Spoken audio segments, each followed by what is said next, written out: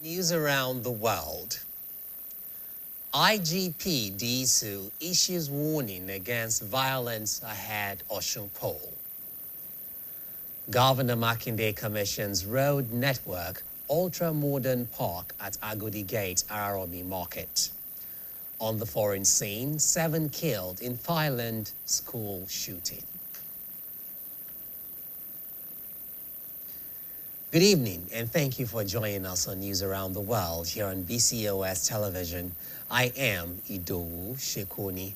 The sign language interpreter is Shakirat Ogundiji. The Inspector General of Police, IGP Olatunji Disu, on Friday issued a stern, uncompromising warning to political parties, candidates, and their supporters ahead of the upcoming governorship election in Osun State.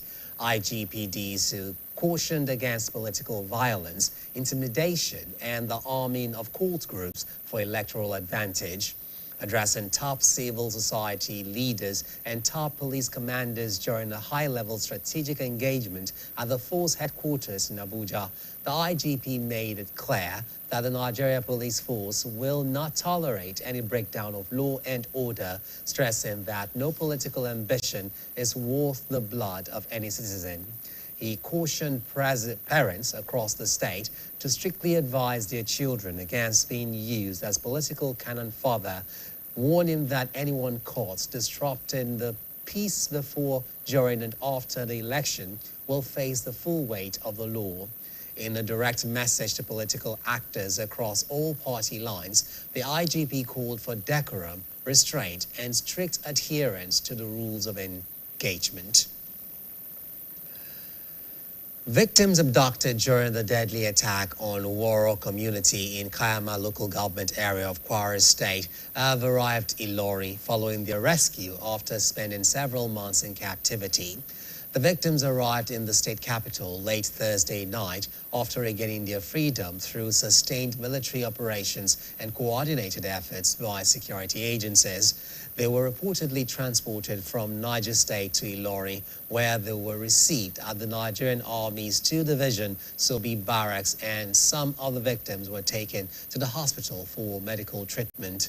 The victims were among residents abducted after armed attackers invaded Woro earlier this year, killing scores of people and taking several others into surrounding forests. Meanwhile, 13 residents of the 176 persons abducted during the February 3, 2026 attack by armed bandits on Woro and Nuku communities in Kayama local government area of Kwara State remain missing, despite the release of most of the captives after about 6 months in captivity. The national chairman of Kayama Department Association, KDA, Yakubu Salihu, disclosed this, saying only 163 of the 176 women and children abducted during the attack regained their freedom, leaving 13 others still unaccounted for. Woro community came under attack on the 3rd of February when armed kidnappers reportedly killed over 100 people and abducted 176 residents, mostly women and children.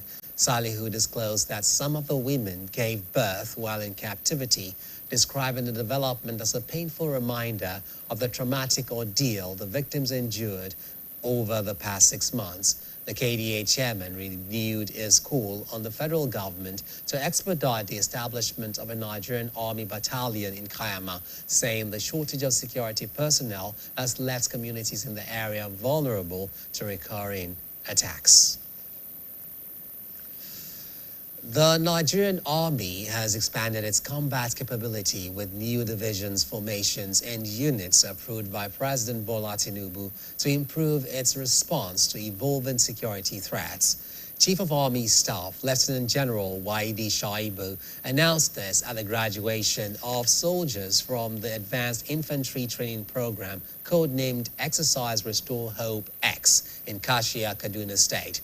It said many of the graduates would form the core of the new formations and urged them to uphold professionalism, discipline, and operational excellence. Shaibu described the program as the Army's flagship post-basic infantry training designed to sharpen combat skills, strengthen the warrior ethos, and prepare soldiers for modern military operations. He also commended President Tinubu's continued support, while Chief of Training Major General Valentine Okoro said the exercise has consistently produced combat-ready soldiers and enhanced the Army's operational readiness. Stakeholders have described the federal government's approval of 80% salary increment for personnel of the Nigerian Armed Forces as a significant step towards improving troop welfare and boosting morale in the fight against insecurity. The views were expressed by economist Dr. Adekunle Onile and public affairs analyst Bright Richard while discussing the topic, Tinubu's 80% salary increment for armed forces on the BCOS Current Affairs Breakfast Program, AM 120. Our reporter, Shokunbi Tobiloba, monitored the program. His report is presented by Bimbo Akobi.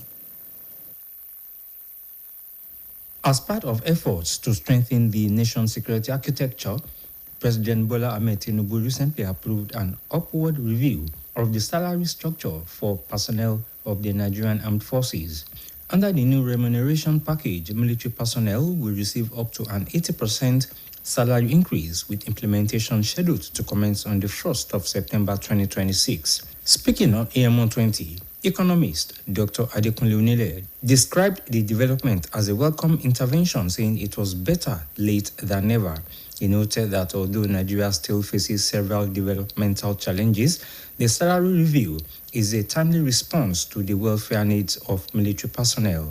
Dr. Onile explained that the country's military structure was inherited from the colonial era and commended the federal government for taking decisive steps to reform the system. According to him, many countries operate well-structured and regimented military salary systems that promote efficiency, discipline, and operational effectiveness. The armed forces population is increasing.